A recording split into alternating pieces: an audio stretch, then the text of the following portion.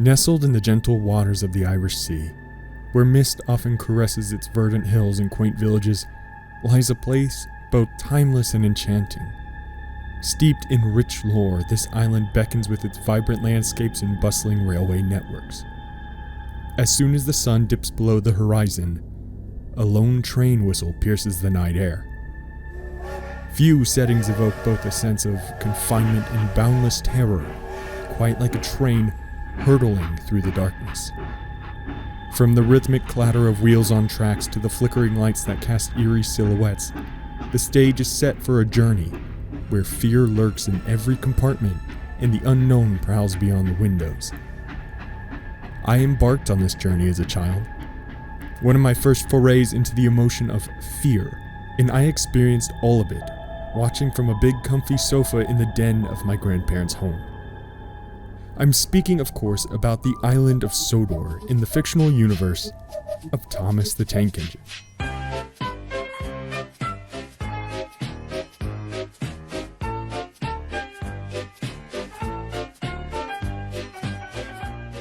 Hi, it's me, Darkness Tales, and you may be wondering to yourself, he looks a little flat. And I would say your observation skills are accelerating at a rapid pace, and I am so proud of you.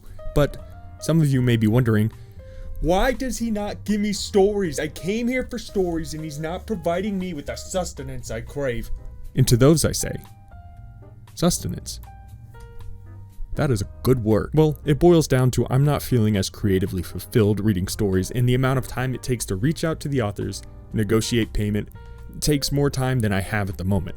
However, I will try to structure these future video essays for those of you looking to fall asleep to the sweet, sultry sound of my voice. Y'all can still accomplish your goal while also hearing about things that interest me, and for those of you who want to watch, we'll have this wonderful piece of animated art to ogle over as we goof around. So, with that taken care of, we can hop back into the point of this video. Thanks, guys. The creation of Thomas and Friends began with a series of children's books written by Reverend Wilbert Awdry. Awdry started writing stories about trains in 1943 to entertain his son while he was sick. The first book, The Three Railway Engines, was published in 1945. The popularity of the books led to the creation of a television series called Thomas the Tank Engine and Friends, which first aired in 1984. The TV series was produced for Britt Allcroft, used model trains on elaborate sets to bring Awdry's characters to life. It was narrated by Ringo Starr initially, and later by Michael Angelis. However, being on the western side of the pond, the main narrators I experienced were George Carlin and Alec Baldwin. I remember watching these little adventures constantly. You can't deny the work put into these little dioramas and set pieces. Trust me, I was a massive fan of this series, as you can see from this, and this, and this.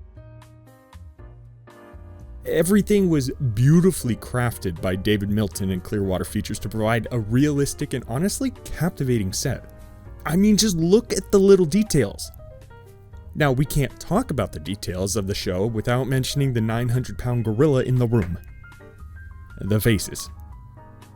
These, for some, sit firmly in the uncanny valley. I think the fact that the faces are so large and distinctly different when compared to the human models could definitely make things a little bit uncomfortable.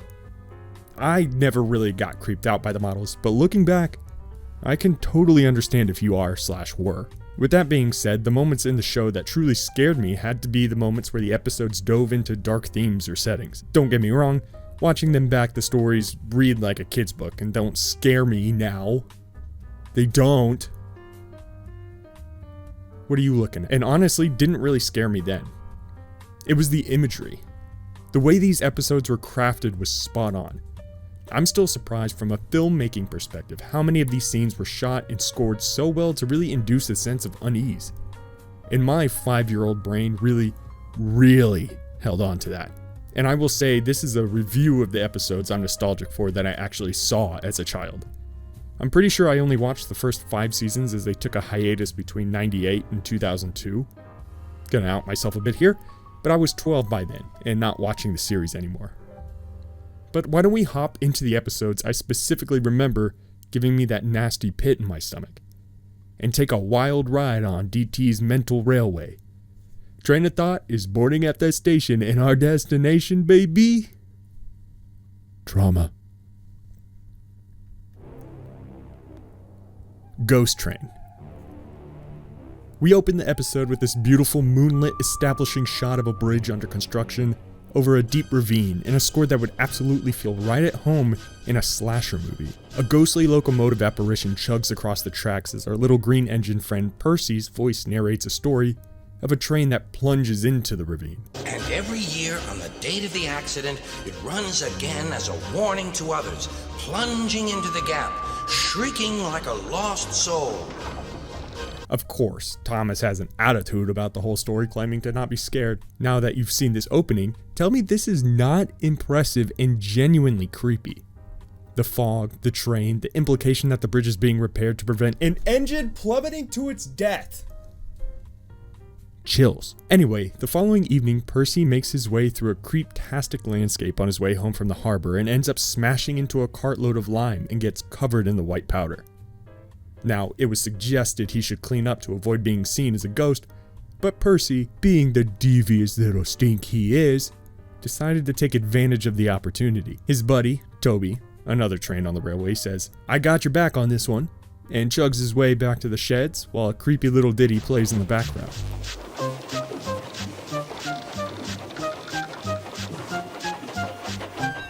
So I think this moment Thomas's true colors shine through as Toby mentions Percy was in an accident, and all Thomas replies with is frustration that he'll be late now. And then Toby mentions Percy's ghost is on its way, which implies Percy kicked the bucket, and Thomas, in his infinite snark, with no concern over the possibility of Percy being unalive, just says, Who cares? Who cares? This choo-choo is ruthless, man. Percy the ghost shows up, threatening to break the doors, so Thomas bolts, making up some sort of excuse of having to go do something. The next morning at the station, an almost identical situation happens when Thomas hears Percy's whistle coming, and he takes off again. That's when Toby smacks it out of the park, saying, "Anyone would think," chuckled Toby, "that our Thomas had just seen a ghost." Looking back on this episode, I can definitely see why it got me spooked as a kid. Imagery of the nighttime scenes is incredible, truly eerie, like straight out of a Tim Burton universe. And the implication of death to drop us right into the story? Bold choice, and I'm here for it. On to the next one. Thomas, Percy, and the Dragon. We open the episode getting a little more idea of the relationship between Thomas and Percy. Percy is teasing Thomas about spooking him in the previous episode we just talked about. That's continuity, baby, and we love that. And just as a little side tangent, I feel like these characters are so much more dynamic than standard kids shows today. Feels like they interact like people would, despite the simple dialogue. I don't know, just thought that was interesting. After Percy is done torching this train, we get a scene of the main railway conductor, Sir Topham Hatt, giving Thomas a mysterious task to go pick something up from the harbor. Ooh. We then see Percy picking up some freight, but as karma does its thing, turns out the track switches are jammed and Percy's gonna have to spend the night in the freight yard. We catch a spooky setting again, where a screeching owl gets him on edge. Oh, what's that? It was only an owl, but Percy didn't realize this. Down at the harbor, Thomas was picking up his load. A huge papier-mâché dragon, the size of a train. Now Thomas takes off with this thing, and turns out he has to pass through the freight yard right next to the now sleeping Percy. We hear an anxiety-inducing score as he gets closer.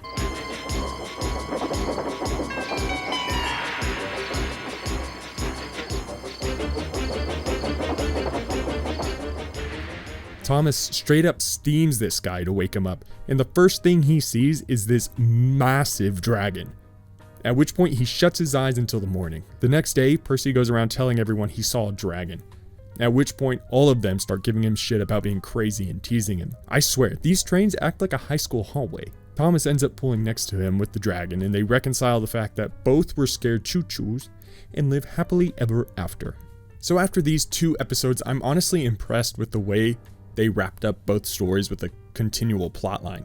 I gotta say, the dragon model looks so cool, especially the way they lit it up for the night scenes. Not the spookiest episode, but the moment in the freight yard with the music as Thomas rolls by Percy gave me anxiety as a kid. Anyway, let's chug along to the next episode.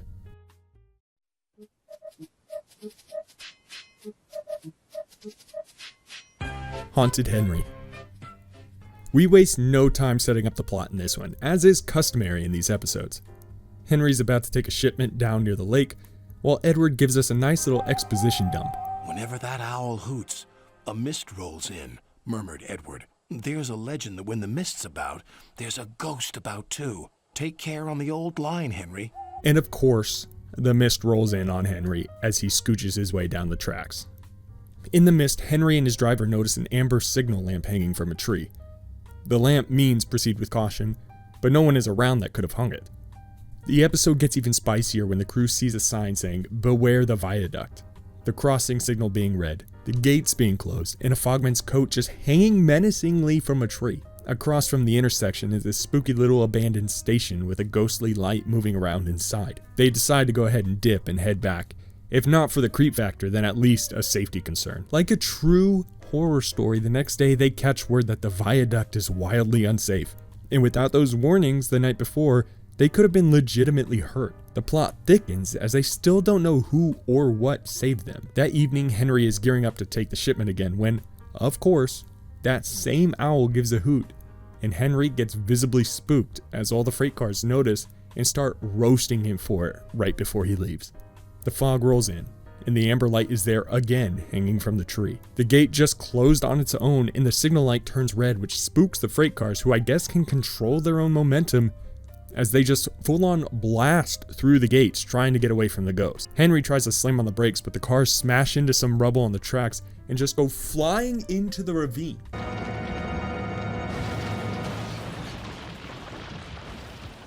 So the freight cars are toasted, but Henry and his driver would have been too if it wasn't for the warnings. A fogman, who everyone just knows apparently, named Old Bailey, comes rolling up. Don't get me wrong, he saved their choo-choo cheeks, but he was just rogue operating a portion of the railway as a vigilante, and when asked how they can thank him, he asked for a job running the old station, and they just gave it to him. That's quite the way to go about it. I like the setup in this one, with kind of a haunted train station ghost trying to save the protagonist. But I'll say the ending felt just so abruptly happily ever after without acknowledging the fact that there are corpses of train cars lying at the bottom of the ravine. Conspiracy time. Now, this guy was just unemployed and squatting at an old train station, but what if he was the one creating the rubble piles on the track just so he could close the railway down and look like a hero when the train stopped and weasel his way into an occupation?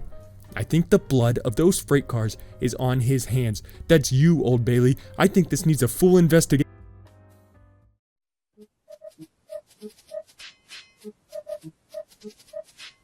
Duncan Gets spooked.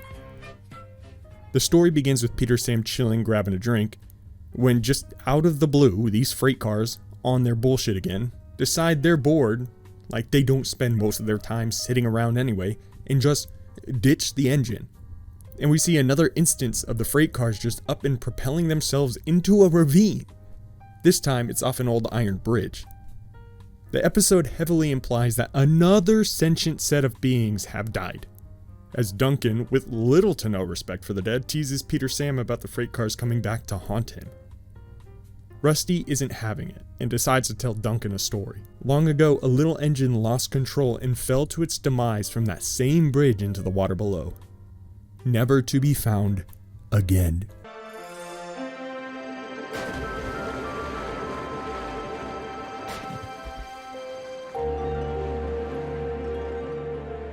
He says during full moons, many have seen the ghost train trying to get across the old iron bridge, but they never see it reach the other side. First off, classic ghost story, and we love that. And while in my opinion the visual execution of the ghost train wasn't as good as the first episode we discussed, I genuinely enjoy the composition of the scene with the silhouette and giant moon in the background. Duncan calls it rubbish with just so much attitude. So Peter Sam and Duncan's Peter Sam's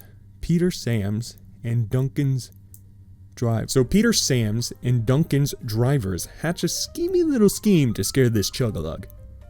Duncan spends the day going about his business and ruminating over the story. By this time, it's night and the full moon is out. To get back to the shed, Duncan has to cross the old iron bridge. which just has some wonderfully spooky mist floating up from the ravine. When Duncan gets back to the middle of the bridge, he stops, and we get a POV of him hallucinating via fireflies that a spooky train is facing him on the tracks. This is when the driver puts into action the incredibly devious and complex plan to freak this little choo-choo out. He throws a rock into the water. He throws a rock into the water? Yeah, so he throws a rock into the water to mimic the sound, obviously, of a train eating it, which is just so goofy. I hope this driver never changes. He's the goober the world needs. Well, of course, Duncan falls for it and squeals backwards all the way to the shed, where he spends the night traumatized. The end. Duncan got. I'm such a sucker for the spooky bridge factor, and I think this episode was actually really well crafted. Again, we get an instance of just sentient creatures, cheeky creatures, but sentient nonetheless, just dying with no one having any sort of thought about it other than, nah shit, we gotta clean up the payload. On to the next.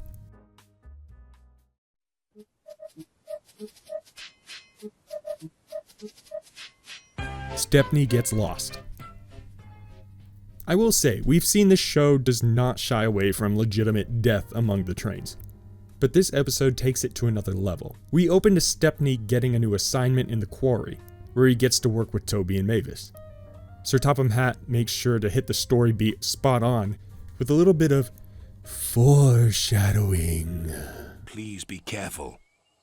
It is easy to get lost up there, so be back before dark. So Stepney does his deal at the quarry, and then starts to head back at that night. He hits his last stop to drop off some stuff, and then he's free to dip. And I bet you can't guess what rolls in. It's mist, yeah, it's fog. We got that good, delicious, spooky ambience, baby. As he heads down the rails, the switch just past the signal box was apparently set in the wrong direction. But neither the driver or the engine noticed because of the fog.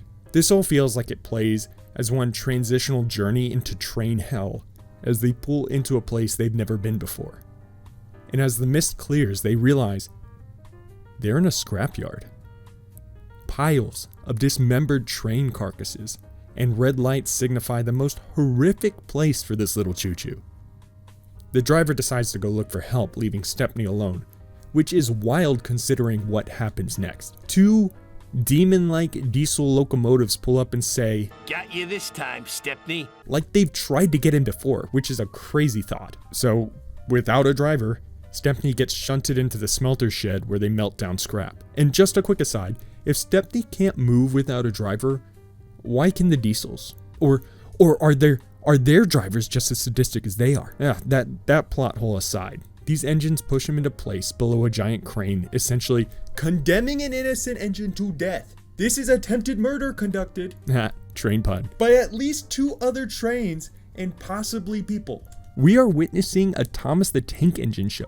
A child show made with model trains is currently giving my kid brain an existential crisis as I watch a sentient train contemplate his death as a giant claw drops slowly to yoink him right into the shed. It's serving absolute horror and anxiety right now. And right as he's about to get grabbed, Sir Topham Hatt has the machine stopped as he just so happened to be visiting the scrapyard. Absolutely wild. You're telling me the only reason Stepney isn't shunting with 1,000 train virgins right now is because this chunky bald dude just so happened to be perusing through a mortuary of chug-a-lugs?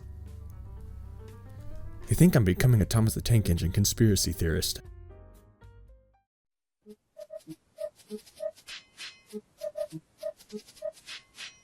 Scaredy engines. As all good chefs do, I've saved the best for last in this feast of fables. The episode opens to a Halloween celebration on the island of Sodor, complete with kiddos in costumes, a bonfire, and fireworks. You know what? We ball. Go off with the sparkles. We cut to all the engines around the shed listening to Edward tell a ghost story. He says that on Halloween, the ghost engine returns from the afterlife to search the smelter for his lost whistle. As we see what is an iconic frame of a train billowing steam lit up in red on a grungy green backdrop. I do believe the smelters is a subsection of the scrapyard we saw in the previous episode, so again, we are diving into almost a hellish metaphor from the jump. Not the most detailed story in the Thomas universe, but the setting is perfect. And then, of course, Sir Topham Hatt shows up and sends Percy, Duck, and Thomas on over to the smelters to collect scrap, which again makes me concerned when it comes to the whole conspiracy. Why is he sending them together torn bits of body parts of their fellow species? They start working at the smelters, and Percy is clearly still shook by Edward's ghost story of... oh my gosh.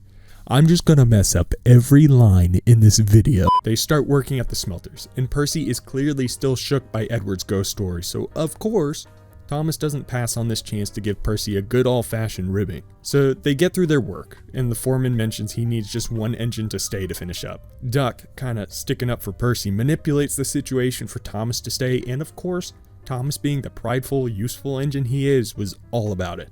We get this shot of Duck and Percy leaving, and these giant metal doors closing after. Now, all alone, he starts to spook himself a bit.